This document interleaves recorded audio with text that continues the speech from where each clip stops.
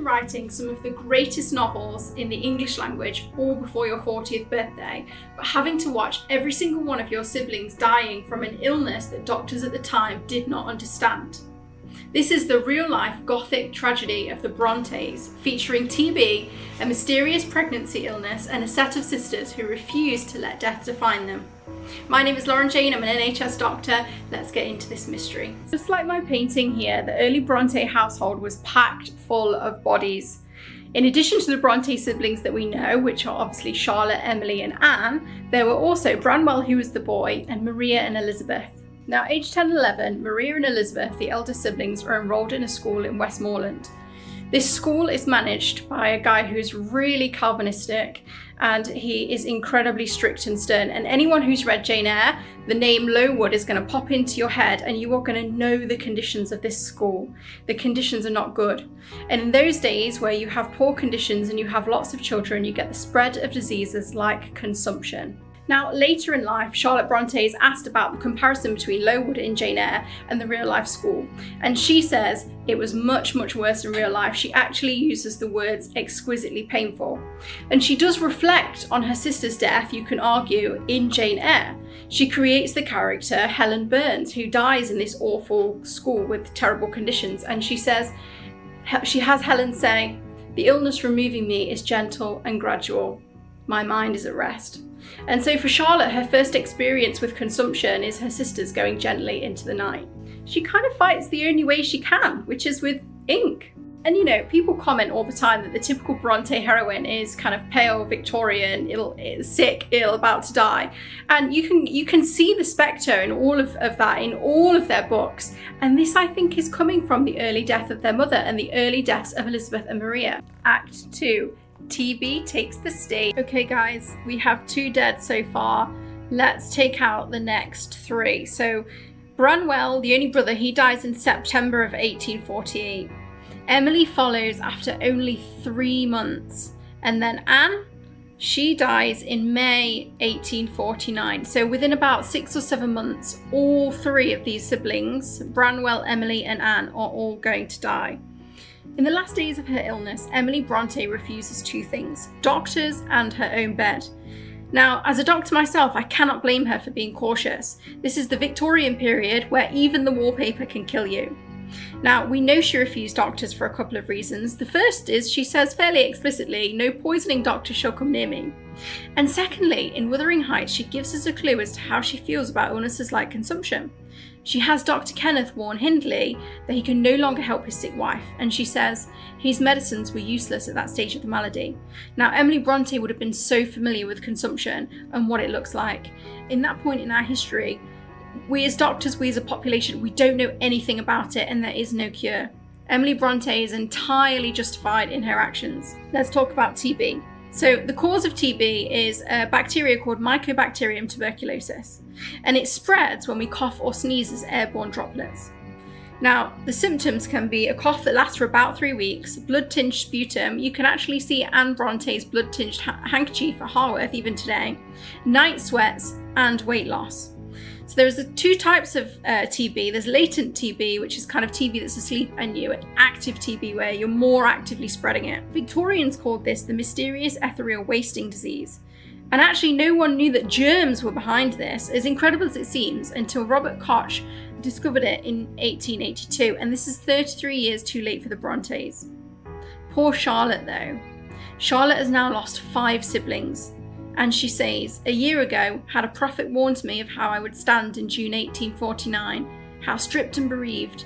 Had he foretold the autumn, the winter, the spring of sickness and suffering to be gone through, I should have thought this could never be endured. It is over. Bramwell and Emily are gone like dreams, gone as Maria and Elizabeth went 20 years ago.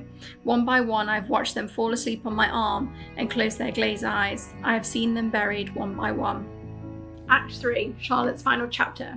So after 1849, Charlotte finds herself the last of the 6 Bronte siblings. Now, aside from the deaths, Charlotte Bronte is now Charlotte Bronte. She is the author of Jane Eyre, she knows Thackeray, she's very fashionable, people love her books, they're selling well. In fact, she's doing so well that she can actually be Charlotte Bronte, because when she first started writing, in fact this applies to all of them, they all wrote under a pseudonym. She doesn't have to do that anymore, she's Charlotte Bronte. But personally, for reasons I think we can all understand, Charlotte is struggling. She's suffering with depression, she has periods of neuroses, she can't read her sister's poetry anymore, she doesn't like to be on the moors. And of her sister's poetry she says, "Once I loved it, now I dare not read it. And I'm driven often to wish I could taste one draught of oblivion and forget much that while remains I shall never forget."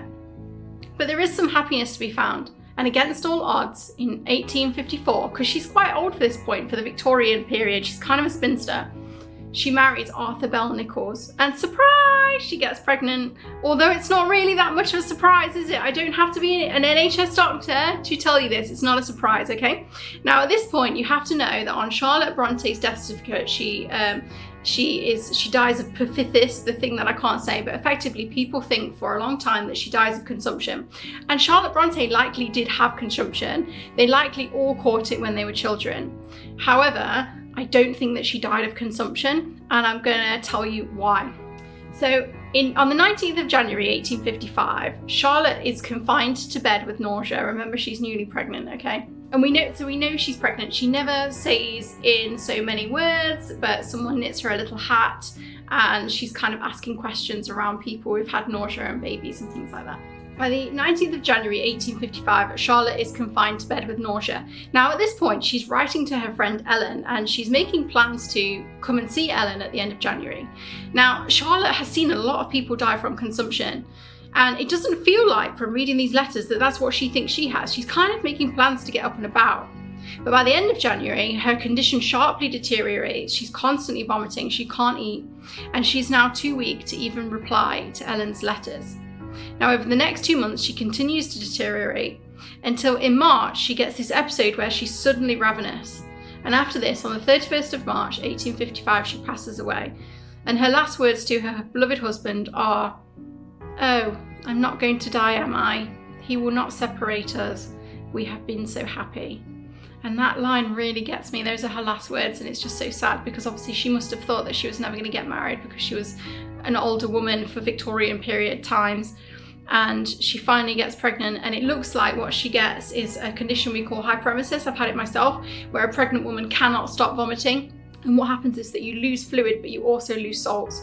And what we think happened with Charlotte Bronte is that she also got refeeding syndrome, which is where you kind of get what I would call like a metabolic crash, because she's not eaten for a very long time, and suddenly she starts eating again and it throws everything out of whack.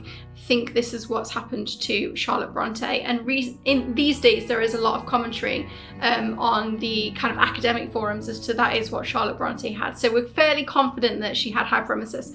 But if you look at her death certificate, that is not what it says. It says perphysis, and basically consumption.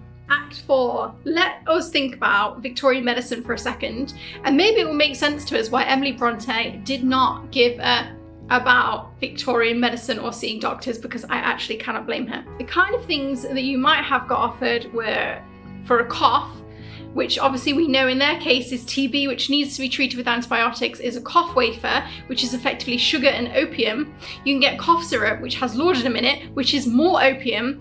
You can get leeches. Need I go on? In fact, I will go on, because in this section, my science versus superstition section, I want to tell you that literally Harworth, so the Bronte sisters are from the vicarage, which sits on a hill, and the church is here, and the graveyard looks like this, and then the village is down here. And this village, Harworth, has an unusually high death rate, even for a Victorian rural village.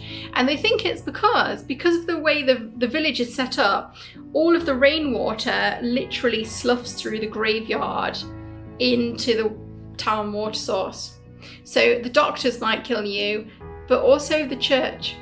Final act, guys. Thank you so much for watching. The legacy on the moors. Let's talk about this. So despite their short lives, even if you go to the most radical of our new technology, Book Talk, okay, Wuthering Heights is still charting, Jane Eyre is still charting, Agnes Grey is still charting, and Charlotte Bronte might once have wanted a draft of oblivion, but she has achieved the opposite. She has immortality. You and I have been born hundreds of years after she died, and yet we still care about her and we are making this video. Now, if this story moved you, smash that like, because I'm going to be making lots of similar content. Please leave your comments. I love the Brontes. I would love to hear what you think. Thank you so much. And hey, next time you open a classic novel, consider that maybe the person that wrote that lived half as long but burned twice as bright.